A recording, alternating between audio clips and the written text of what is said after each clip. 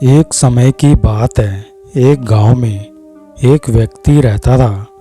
वह व्यक्ति धन सुख समृद्धि से परिपूर्ण था और वह व्यक्ति हर जरूरतमंद की मदद भी करता था। लेकिन वह व्यक्ति सुबह देर से उठता था और जो मन बोलता था वो काम करने लगता था और एक तरीके से वह आलसी हो गया था।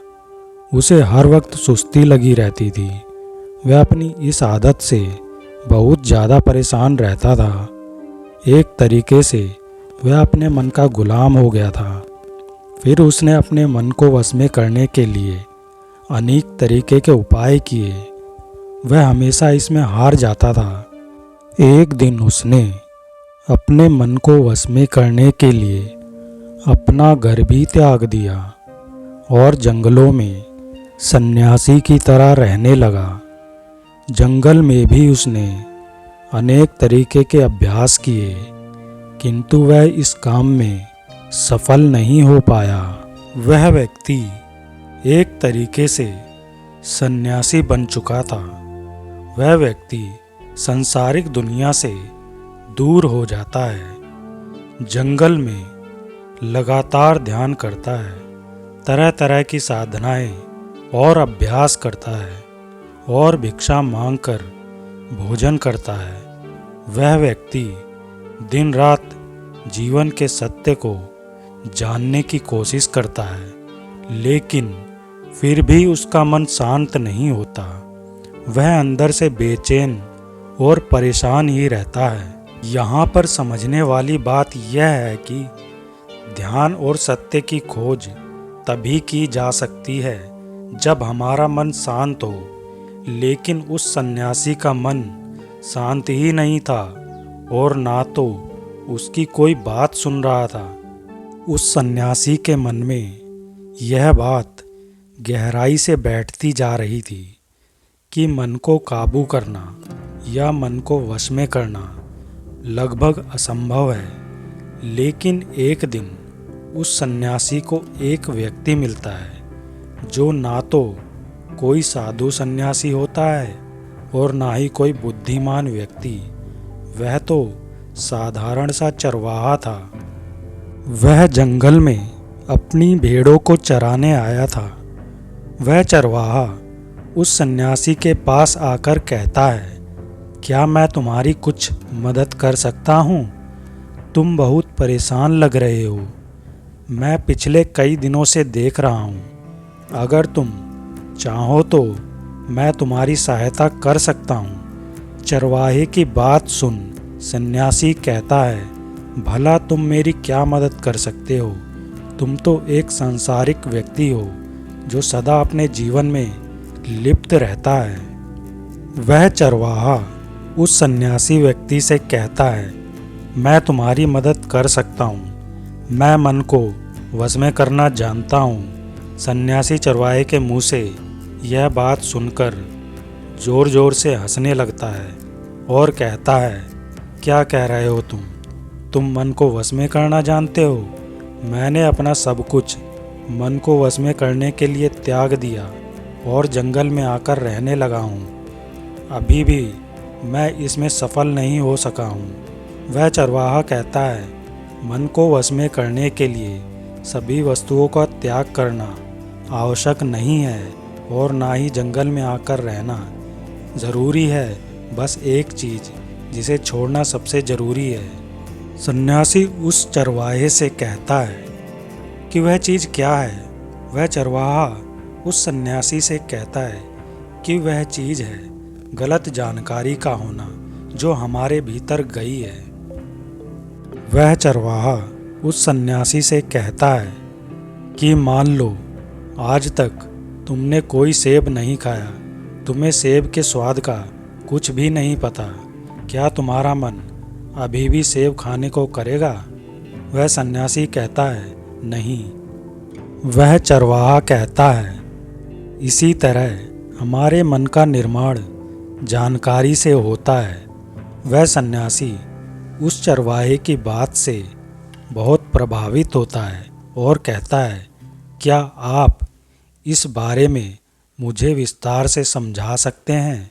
वह चरवाहा कहता है, अगर तुम अपने मन को वश में करना चाहते हो, अब मेरी बातों को ध्यान से सुनना। तुम अपने मन को वश में तभी कर सकते हो जब तुम अपने मन की जड़ों को देखते जाओ। मन का निर्माण जानकारी से होता है और हमारे शरीर में जानकारी के 5 प्रवेश द्वार होते हैं। पहला है आँख। हम अपनी आँख से जो कुछ भी देखते हैं, जो कुछ भी हम अपनी आँख से देखते हैं, वो सब हमारे मन की याददाश्त में इकट्ठा हो जाता है। दूसरा है कान। जो कुछ भी हम सुनते हैं, अच्छा या बुरा, वो सब हमारे याददाश्त में इकट्ठा हो जाता है। तीसरा है जीभ। जिस चीज़ का स्वाद हम ले लेते हैं, वह हमारी याददाश्त में अंकित हो जाता है। चौथा है नाक। नाक से हम जिस चीज़ को सूंघते हैं, वह हमारे मन में पूरी तरह अंकित हो जाता है। और पांचवा है त्वचा। त्वचा से हमें सर्दी और गर्मी का एहसास होता है।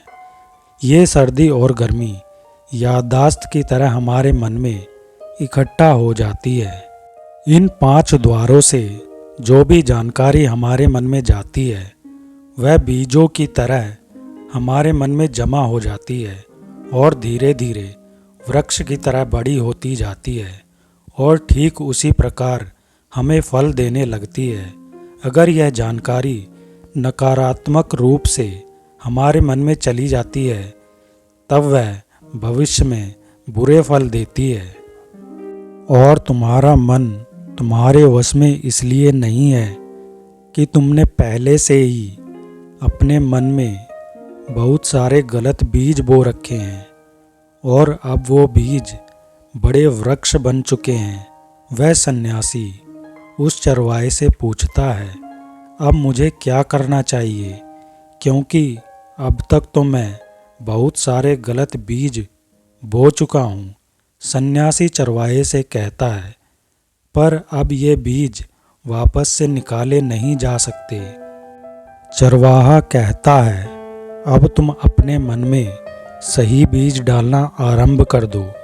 भीतर अगर 1000 बीज गलत हैं तो क्या हो गया, अब तुम लाखों सही बीज बोने के लिए तैयार हो जाओ। तुम बस पूरे दिन यही ध्यान देना कि इन 5 द्वारों से तुम्हारे भीतर क्या जानकारी जा रही है, और जो जानकारी भीतर जा रही है वह सही भी है या नहीं। वह सन्यासी चरवाहे से कहता है, ऐसा मुझे कब तक करना होगा। वह चरवाहा कहता है, ऐसा तुम्हें पूरी जिंदगी करना होगा। तुम्हें हर दिन 2 विकल्प मिलेंगे। एक सही विकल्प मिलेगा जो तुम्हारे मन को सत्य की ओर लेकर जाएगा।